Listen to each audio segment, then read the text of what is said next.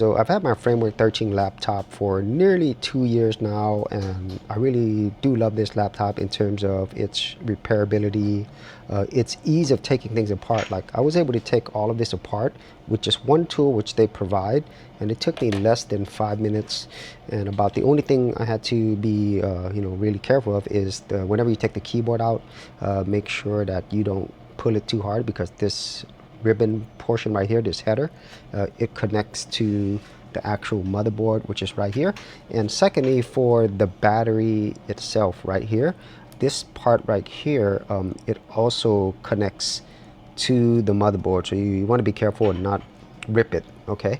And then I took all my expansion cards out. I actually have 4 of them right here, but I have some additional cards as well. And so I'm looking at some tutorials online to see how I could fix this. And the bad part is this port, these expansion card slots which go in to each one of these, they actually are part of the motherboard. So at this point, I don't know if I could just fix that. Okay, so from the tutorial that I'm looking at, they're saying just remove the battery, and whenever you plug a USB charger in here or cable, it should light up, but I'm assuming it kind of resets things. I'm not entirely sure in terms of the problem that it has. It might be an electrical issue. I'm hoping this will fix it, because if not, I'm gonna have to figure out whether or not this can be fixed. And if not, I'm gonna have to replace this whole motherboard, which would be horrible because it kind of defeats the whole purpose of it being repairable.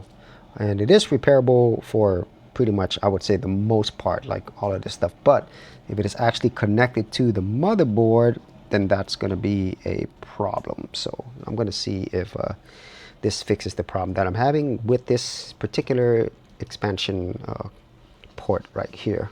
So I'm going to see if this works. So I found a YouTube video that was talking about this issue with the ports not working. And what they said was to take this apart and then take apart the expansion card slots and disconnect the battery.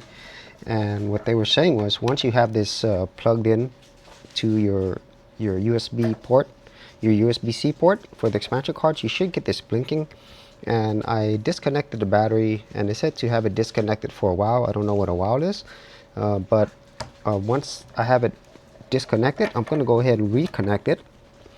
And then I'm going to try to plug this in again, and when this said you plug this back in, it should be blinking red instead of red and blue.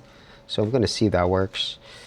And you have to be careful if you're disconnecting your battery and the keyboard. Make sure that you're careful in unplugging this.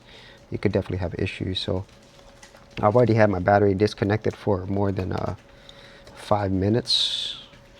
And let me see if I could get this back in. I'm trying to do this while recording this video. So, and this is the easiest time I've ever had with disassembling a laptop for sure.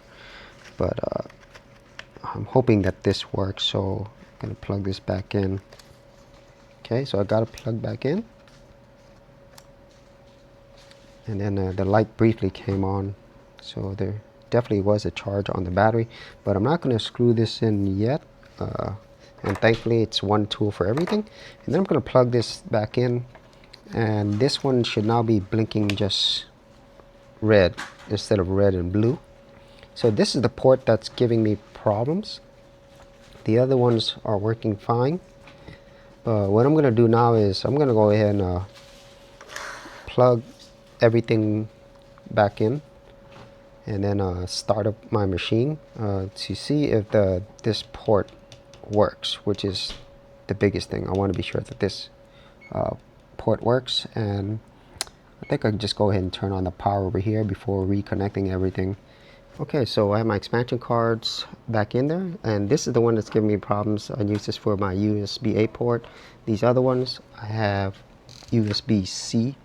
And then this one, I actually use it for my 1 terabyte expansion, and I run Windows on that one.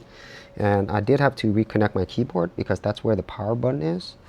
And this is the part that you have to be careful of. There's a ribbon right there that you actually have to connect to the motherboard, so you want to be careful whenever you take that apart. But let me see if these starts up, and let me see if the USB-A port, or like that expansion card slot, works. So and use it for my mouse and keyboard. And hopefully this starts up.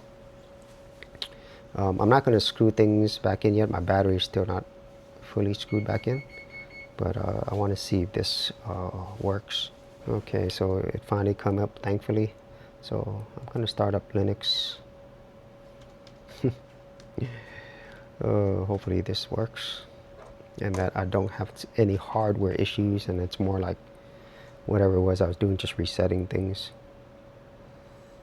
Alright, so I'm gonna go ahead and log back in. Okay, so I'm actually using my keyboard and mouse, which is using the Wi-Fi portion, or yeah, the USB-A, and I'm not using Bluetooth there, so things look like it's working fine. So I'm gonna test this out, and if things work, then that's great. So all I had to do here was basically unplug the battery for a little bit and then plug it back in. So I'm not sure if this is gonna work. I'm gonna keep trying this, and then if things work, then that fixes things. Okay, so after about 30 minutes of having an external drive plugged into this expansion card slot with the USB-A port, things are working. After about 10 or 15 minutes, this USB-A port, or actually this expansion card slot, would simply stop working. And well, this fixed things, and all I have to do now is just screw things back in. And what I did was I basically just unplugged the battery, left it there for about 10 minutes, and then plugged it back in, and now things work. So I don't know why it works, but I guess it has something to do with memory and settings maybe, and that's what I had to do there. But anyways, I will leave that video on how they actually fix this problem, at least for this situation. And if you actually had any thoughts on this or any other problems that you've had on your framework laptop, and especially fixes for it, be sure to leave them in the comments area below, and I'll see you in another episode.